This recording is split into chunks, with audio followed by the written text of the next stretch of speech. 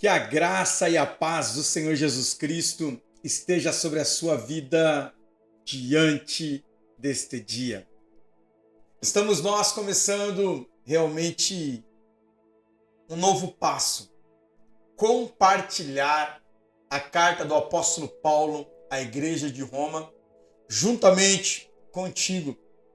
Você que tem realmente estado conosco diante das nossas ministrações, das nossas leituras, esta vai ser mais uma jornada que percorreremos juntos diante das Sagradas Escrituras. E quando nós olhamos para o livro de Romanos, no capítulo 1, nós vamos encontrar aqui 32 versículos, aonde primeiramente o apóstolo Paulo, ele traz uma saudação à igreja de Roma. Logo após, ele realmente mostra a sua ansiedade em estar reunido com a igreja em Roma. E mediante a isso, ele traz realmente uma palavra sobre a ira de Deus contra a humanidade. Me acompanha comigo. Romanos capítulo 1, do versículo 1 a seguir, diz assim: Paulo, servo de Jesus Cristo, chamado para ser apóstolo, separado para o evangelho de Deus, o qual foi prometido por ele de antemão, por meio dos seus profetas nas escrituras sagradas, acerca de seu filho, que, como homem, era descendente de Davi, e que, mediante o Espírito de santidade, foi declarado Filho de Deus, com poder, pela sua ressurreição dentre os mortos. Jesus Cristo, nosso Senhor. Por meio dele e por causa do seu nome, recebemos graça e o apostolado para chamar dentre todas as nações um povo para a obediência que vem pela fé. E vocês também estão entre os chamados para pertencerem a Jesus Cristo. A todos os que em Roma são amados de Deus e chamados para serem santos, a vocês, graça e paz da parte de Deus, nosso Pai, e de nosso Senhor Jesus Cristo. Antes de tudo, sou grato a meu Deus, mediante Jesus Cristo, por todos vocês, porque em todo o mundo está sendo anunciada a fé que vocês têm. Deus, a quem sirvo de todo o coração, pregando o evangelho de seu Filho, é minha testemunha de como sempre me lembro de vocês em minhas orações, e peço que agora, finalmente, pela vontade de Deus, seja-me aberto o caminho para que eu possa visitá-los. Anseio vê-los a fim de compartilhar com vocês algum dos dons espirituais, para fortalecer-vos, isto é, para que eu e vocês sejamos mutuamente encorajados pela fé. Quero que vocês saibam, irmãos, que muitas vezes planejei visitá-los, mas fui impedido até agora. Meu propósito é colher algum fruto com vocês, assim como tenho colhido com os demais gentios. Sou devedor tanto a gregos como a bárbaros, tanto a sábios como a ignorantes. Por isso estou disposto a pregar o evangelho também a vocês que estão em Roma. Não me envergonho do evangelho, porque é o poder de Deus para a salvação de todo aquele que nele crê. Primeiro do judeu, depois do grego, porque o evangelho é revelada a justiça de Deus, uma justiça que do princípio ao fim é pela fé. Como está escrito, o justo viverá pela fé.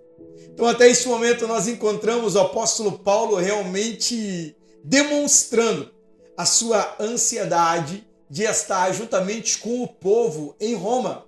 Um povo ao qual estava se convertendo ao cristianismo, estava deixando de viver apenas pela lei e estava começando a desfrutar da graça. E nós vemos que o apóstolo Paulo ele tem realmente este desejo de servir a igreja de Roma, o que nos mostra como ensinamento que nós devemos ter o desejo de nos reunir cada vez mais diante da presença do nosso Deus. Que possamos ter este desejo, que possamos ter esta ansiedade de estarmos juntos diante da presença do Senhor. Mas ele continua a compartilhar a palavra de Deus, declarando: portanto, a ira de Deus é revelada dos céus contra toda a impiedade e justiça dos homens, que suprem a verdade pela injustiça.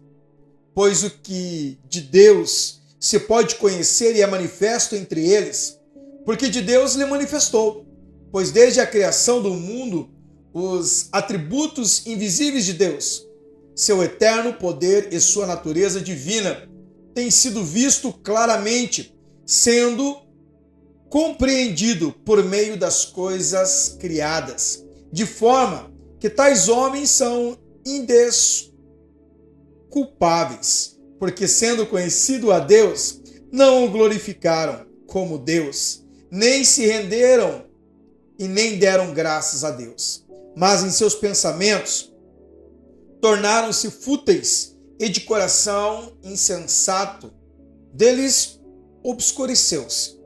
Dizendo-se sábios, tornaram-se loucos e trocaram a glória de Deus imortal por imagens feitas segundo a semelhança do homem mortal, bem como de pássaros, quadrúpedes e répteis. Por isso Deus os entregou à impureza sexual, segundo os desejos pecaminosos do seu coração, para degradação do seu corpo entre si. Trocaram a verdade de Deus pela mentira e adoraram e serviram as coisas a serem criados em lugar do Criador, que é benditos para sempre. Amém. Por causa disso, Deus os entregou às paixões vergonhosas. Até suas mulheres trocaram suas relações sexuais naturais por outras, contrárias à natureza. Da mesma forma, os homens também abandonaram as relações naturais com as mulheres e se inflamaram de paixão uns pelos outros. Começaram a cometer atos indecentes, homens com homens, e rebelaram em si o castigo merecido pela sua perversão.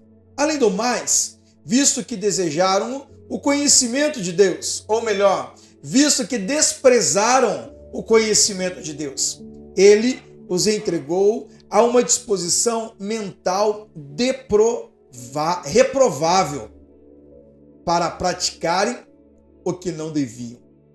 Tornaram-se cheios de toda sorte de injustiça, maldade, ganância e depravação. Estão cheios de inveja, homicídios, rivalidades, enganos e malícia. São bisbilhoteiros e caluniadores, inimigos de Deus, insolentes, arrogantes e presunçosos. Inventam maneiras de praticar o mal, desobedecem a seus pais, são insensatos, desleais, sem amor pela família. Implacável, embora conheçam o justo decreto de Deus, de que as pessoas que praticam tais coisas merecem a morte, não somente continuam a praticá-las, mas também aprovam aqueles que as praticam. Nós vemos que todos aqueles que se afastam de Deus, infelizmente, se aprofundam no pecado, na imoralidade. Eles se aprofundam mediante aos seus próprios desejos e acabam se afastando de Deus. Mas que nós possamos realmente nos aproximar de Deus e nos afastar do pecado cada dia mais. Amém? Que Deus te abençoe. Um forte abraço. Até amanhã.